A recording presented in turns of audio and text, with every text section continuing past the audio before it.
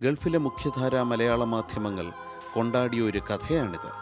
തുണിതേപ്പുകാരനായ ബാബുവിൻ്റെയും മക്കളുടെയും കഥ. 18 വർഷമായി ബാബു ഉമൽഖൈനിലെത്തിയിട്ട്. ഒരു സാധാരണ മലയാളി ഇവിടെ അനുഭവിക്കുന്ന എല്ലാ പ്രയാസങ്ങളും അനുഭവിച്ച് ഒരു ചെറിയ സ്ഥാപനം ഇയാൾ നടത്തിക്കൊണ്ടുപോയി. ബാബുവിന് നാട്ടിൽ കുടുംബമുണ്ട്. ഇതിനിടയിൽ അരുതായ്മകളുടെ ഒരു ദുഷ്ചിന്ത ബാബുവിനെയും പിടികൂടി.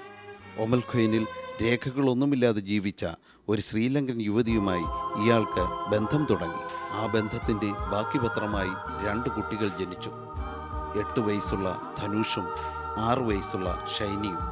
മഹാദുരന്തത്തിൻ്റെ മുറിവുകൾ സമ്മാനിച്ച 2005 ഡിസംബറിലെ സുനാമിക്ക് ഏതാനും ദിവസങ്ങൾക്ക് മുൻപ് ബാബുവിൻ്റെ ശ്രീലങ്കൻ കൂട്ടുകാരിയെ രേഖകളില്ലാത്തതിനാൽ അധികൃതർ പിടിച്ച് ശ്രീലങ്കയിലേക്ക് നാടുകടത്തി.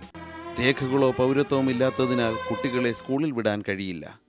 കുട്ടികളെ എങ്ങനെയെങ്കിലും നാട്ടിലയക്കുന്നതിനെപ്പറ്റി ബാബു ആലോചിച്ചു. നാട്ടിലെ സ്നേഹസമ്പന്നയായ അയാളുടെ ഭാര്യ കുട്ടികളെ സ്വീകരിക്കാമെന്ന് സമ്മതിച്ചു. ആ സമ്മതപത്രവും കയ്യിലുള്ള തെളിവുകളും സാക്ഷികളെയും ബാബു ഇന്ത്യൻ എംബസിയിൽ ഹാജരാക്കി. പക്ഷേ പൗരത്വ തീരുമാനം മാത്രം നീണ്ടുപോയി. 500 കോടി മനുഷ്യർ അധിവസിക്കുന്ന ഈ വിശാല ഭൂമിയിൽ ഈ 2 മക്കൾക്ക് മാത്രം ഒരു തുണ്ട് ഭൂമിയിൽ അവകാശമോ പൗരത്വമോ ഇല്ല എന്ന ഈ പ്രശ്നത്തിൽ നേര് ഇടപെട്ടു. ഞങ്ങളുടെ സാമൂഹിക ബാധ്യത ഈ പ്രശ്നത്തിൽ ഇടപെടേണ്ടതിൻ്റെ ആവശ്യകതയെപ്പറ്റി ഞങ്ങളെ ഓർമ്മിപ്പിച്ചു. ഇന്ന് ഈ മക്കൾ, ബാബുവിൻ്റെ മക്കൾ, നാട്ടിലാണ്. വർക്കലയിൽ അവർ കായലോളങ്ങളോട് കഥ പറഞ്ഞ് കളിച്ചു തിമിർക്കുന്നു.